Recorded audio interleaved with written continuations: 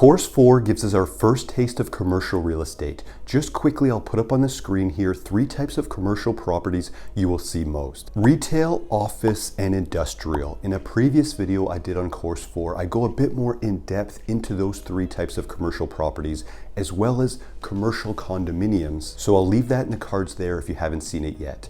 But this video is what to expect on the Course 4 exam. First, I'll quickly touch on the structure, then we'll dive into 2 really good examples of the types of questions you're going to see on the exam. Just quickly though, if you find these videos helpful, consider liking and subscribing. It means an absolute ton to me, but let's just dive right into the video. Course 4 is 115 multiple choice questions, the same as Course 2, the same as Course 3, and you have again that 3 hours to complete the entire exam. At the time of this video in early 2022, you can both do it online or live, but we know that's always changing, so double check that. You need 75% plus to pass, and you can get 28 questions wrong and still pass with an 87 out of 115 and a 76% passing mark. So although as mentioned in the previous video, Course 4 is back up to 15 modules, but keep in mind there is a bit of repetition in this course, especially in the modules 9, 10, and 11. So it's a little deceptive. Still add up all of the hours so you can judge how long it's going to take you to get through this course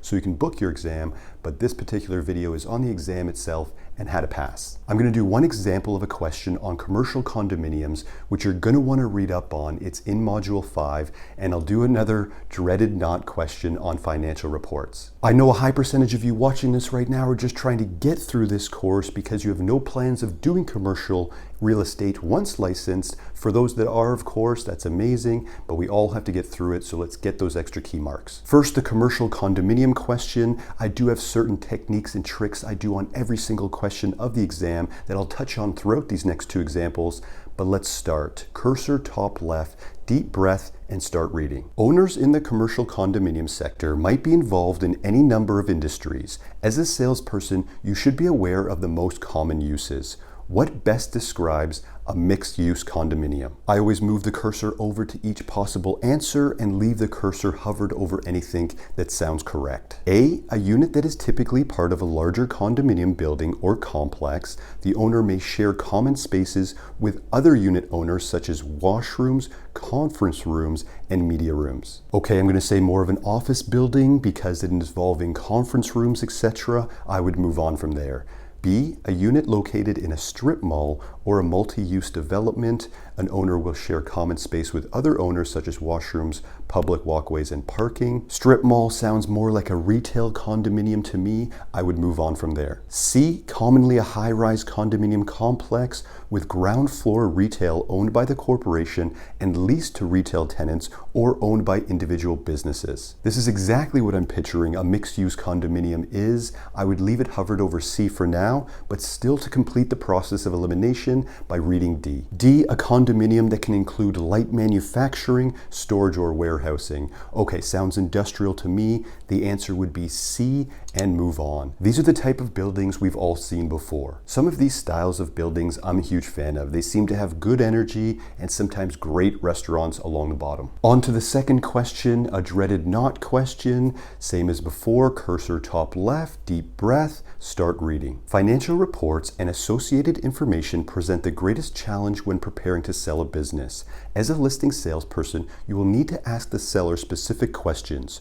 What is not typically a question you would ask? Okay, once I see that not word, it does trigger me to do 2 things. Cursor top left again, deep breath. Then I would put 3 fingers down on the table. That represents that we now have 3 correct answers and we're looking for that 1 incorrect answer. So during the exam, I would read the entire question again, but let's just pick it up from the bottom.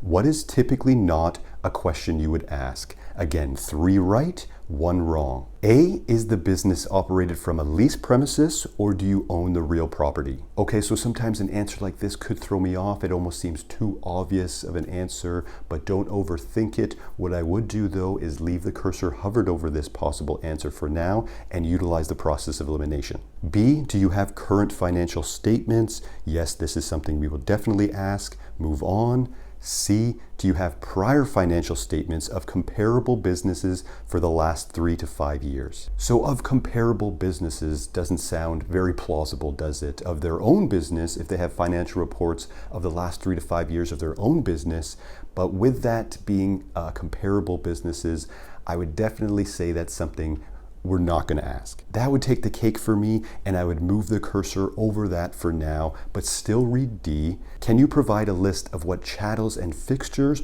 are to be included and excluded in the sale? Yes, that is definitely something we would ask. Then I always read the last part of the question again, and then the answer, just to make sure it makes sense to me. What is not typically a question you would ask your seller client? Do you have prior financial statements of comparable businesses for the last 3 to 5 years is not something we would ask our seller clients.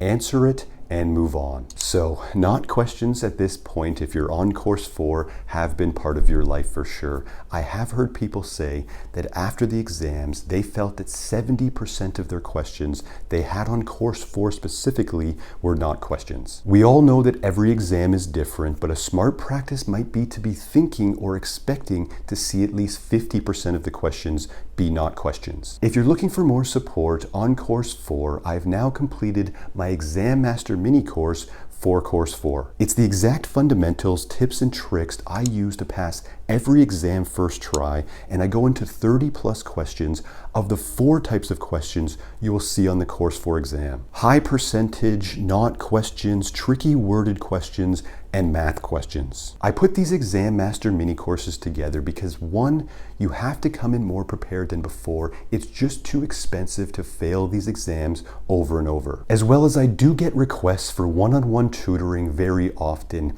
and I just don't think that's the most practical way to learn. It's expensive for the student, and you have to try to retain a ton of information in, say, a 1-hour session. This is exactly how I like to learn. Organized video, going over my fundamentals and talking through a ton of questions you will see specific to the course you are on. That link in the description below is a value link for the time being as well for the YouTube family. If you have any questions at all, of course, you can DM, email, comment on this video. I get back to everyone. And of course, you can keep watching this channel for free for life. Don't worry about that.